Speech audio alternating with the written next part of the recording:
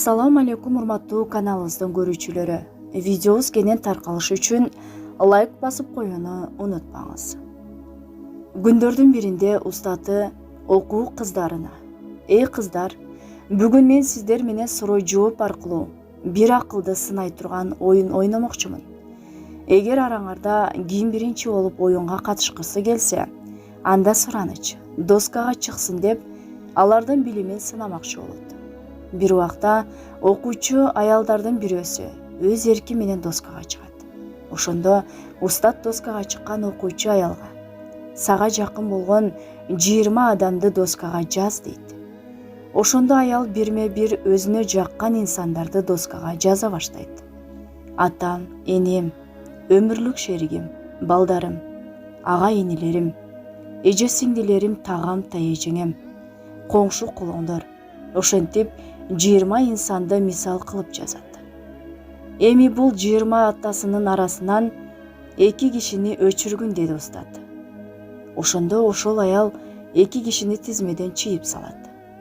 Ошондо устат эми калгандардын арасынан дагы 4 кишини өчүргүн дейт. Ошентип отуруп доскадан адамдардын ичинен 4 гана адамдар калат. Булар ата-эне, жолдошу жана балдары. Ошондо аудитория жымжырт болуп, бул эч кандай оюн эместиктерин түшүнүп ойлонуп калышат. Ошондо устат дагы 2 кишини тизмеден өчүр деп буйрук берет. Ошондо окуучу аял кайсыл бирин өчүрүштү билбей эки эселенип туруп калды. Көз жаштары менен ата-энени бул тизмеден өчүрөт. Өчүрүп эле көз жашын тыйып тура албастан өксүп ыйлап жиберет.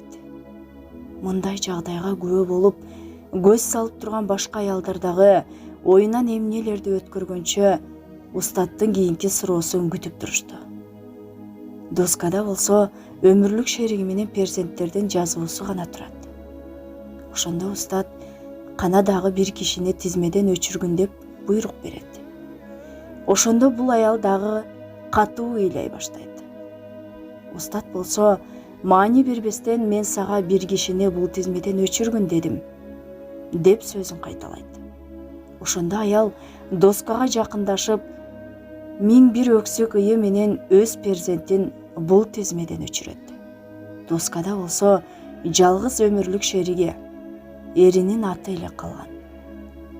Кийин устат ага: "Канамага айтчы, ата-энең сени дүйнөгө келтирди. Эмне азаптар менен чоңойтту? Бирок сен алардын аттарын өчүрдүң. Жана аягында неге сага кымбат болгон перзентиңди дагы өчүрдүң? Аягында жалгыз өмүрлүк шеригиңди тандадың. Муну кандай түшүндүрүп бересиң?" деп андан сурайт. Аял окуучу болсо көз жаштарын жоолугуна арчып ушундай деп жооп берди: "Ата-эне бул Аллахтын тагдыры. Күн келгенде каза болушат. Перзенттер болсо чоңойгондо үйлөнүшөт, турмушка чыгышат. Бутуна тургандан кийин түрдүү себептер менен менден узактайт. Мени менен бир өмүр бирге кала турган инсан бул менин өмүрлүк шеригим, эрим" деп жооп берди. Анын мындай жообун эч ким күтпөгөн эле. Ардактуу асылзаада айымдар, өмүрлүк шеригибизди сыйлайлы.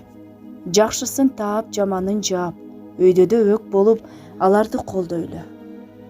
Урматтуу каналыбыздын көрүүчүлөрү, видеобуз жаккан болсо лайк басып каналга катталууну унутпаңыз.